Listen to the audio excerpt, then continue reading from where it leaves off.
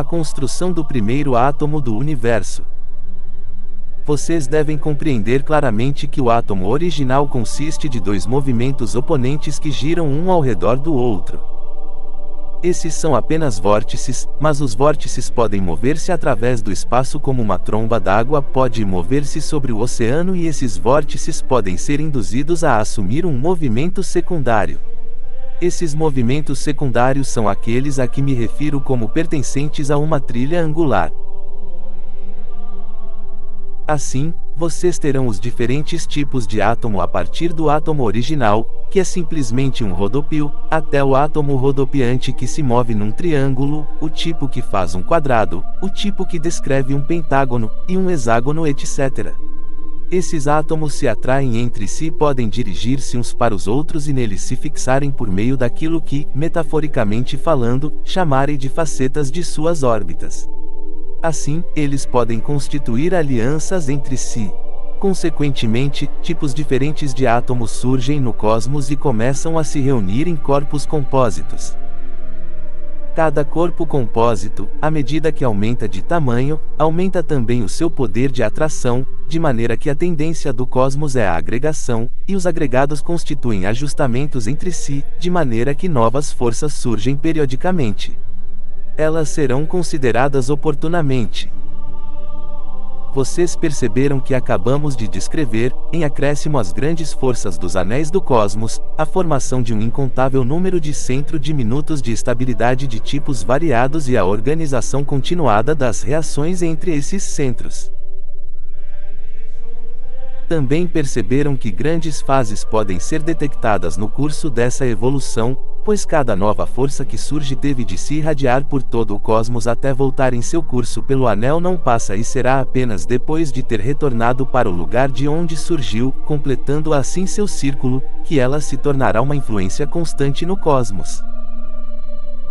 Os átomos recém-construídos poderão colidir com os limites dos raios e dos círculos e aí ricochetear, pois íons, antes de qualquer coordenação, serão induzidos contra eles.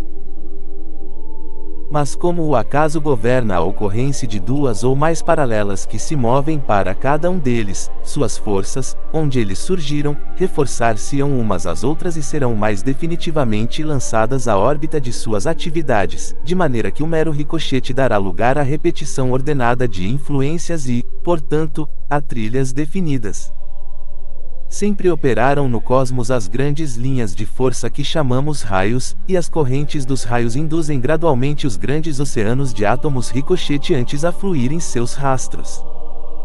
De maneira que, gradualmente, as forças não coordenadas são coordenadas nas grandes marés do cosmos e, embora cumpram sua própria ação tangencial, também se movem com as grandes marés.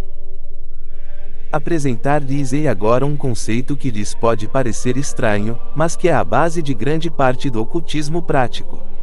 No início destes ensinamentos, eu disse que o espaço se movia. Quando um movimento ocorre no espaço, a ação fluente assim estabelecida permanece. O espaço, quando em movimento, nunca para de fluir, porque não tem fricção. Foi gerada uma força que permanece.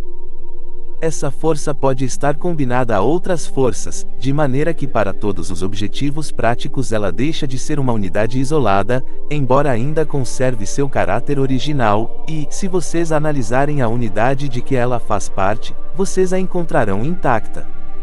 Lembrem-se deste ponto: o espaço, posto em movimento, flui para sempre. Assim, supondo-se, metaforicamente falando, que vocês movam um lápis 1 polegada sobre o papel, esse movimento dará origem a uma corrente no espaço que fluirá em sua forma positiva em um aspecto do movimento e voltará em sua forma negativa em outro aspecto. Isto realmente acontecerá, e quem puder perceber esse movimento no espaço poderá perceber a ação que deu origem a ele. Esta é a base da memória e esta é a razão pela qual é mais fácil repetir um movimento que foi realizado antes de originar um movimento e, quando mais frequente ele for realizado, mais fácil é a repetição, porque o momentum do espaço é cumulativo e servirá finalmente para sustentar o movimento em sua corrente. Vocês perceberam que isto explica muito mais.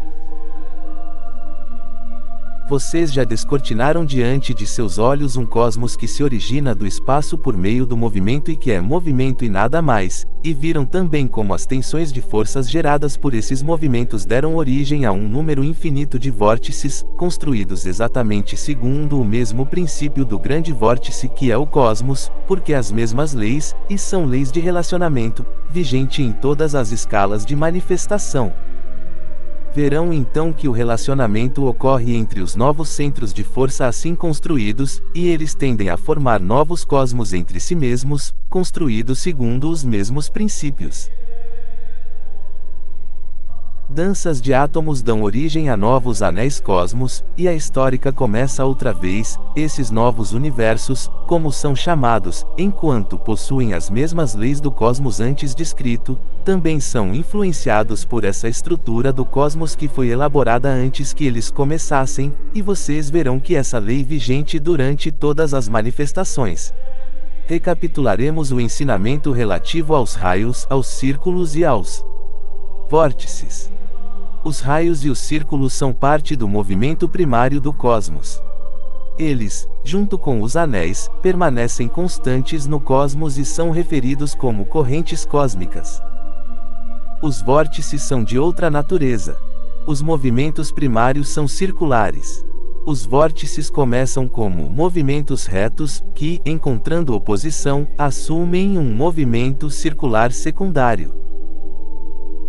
Há, portanto, sempre duas forças envolvidas na criação do átomo original, e essa dualidade fundamental estende-se a todas as combinações que têm o átomo como base. Vocês perceberam que, quando uma sequência ou série particular de unidades ocorre no funcionamento rítmico de um movimento, essa série age como a estrutura condicionante de quaisquer elaborações e combinações posteriores que possam ser construídas sobre essa fundação.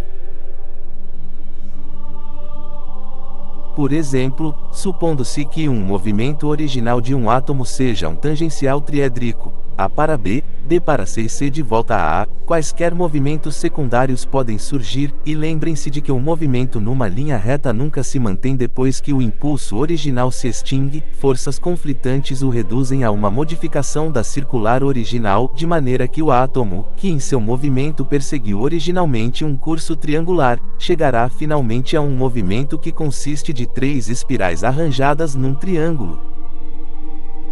Cada movimento espiral será executado sob as condições que governam o segmento A ao B, o B ao C e o C ao A. Portanto, se vocês souberem quais são as influências do segmento A sobre o B, vocês conhecerão a natureza do movimento primário que subjaz à espiral que se apresenta ao observador superficial.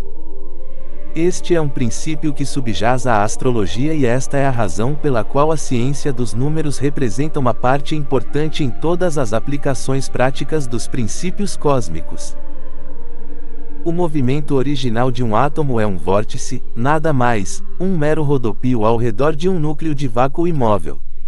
O átomo que vocês viram descrito não é um átomo original, mas uma estrutura elaborada e complexa. É só quando os átomos originais se combinam que tais movimentos secundários se estabelecem. Bem, um átomo de estrutura triangular pode formar uniões com tantos átomos quantas forem suas facetas. Quando cada faceta se ligou a um átomo, o grupo está completo e chegou a um estado de equilíbrio de pressão consigo mesmo. Não pode mais crescer por acréscimo, mas pode agir como uma unidade e só pode entrar em associação com outras unidades de mesmo tipo cujos ângulos de pressão sejam similares. O átomo original, como eu disse, é um simples vórtice, e os átomos compósitos de diferentes tipos originam-se de acordo com o número de ângulos tangenciais em que as circunstâncias de contra-influências podem lançar os vórtices. Os vórtices, deve-se observar, surgem primeiramente nos ângulos em que os raios convergem para a quietude central. É a justaposição estreita das forças que estabelece as correntes secundárias. Portanto, é na esfera que circunda a quietude central que se pode encontrar os átomos originais. Estes, todavia, logo assumem um movimento tangencial secundário e, assim, constituem alianças por acréscimo, como foi descrito anteriormente.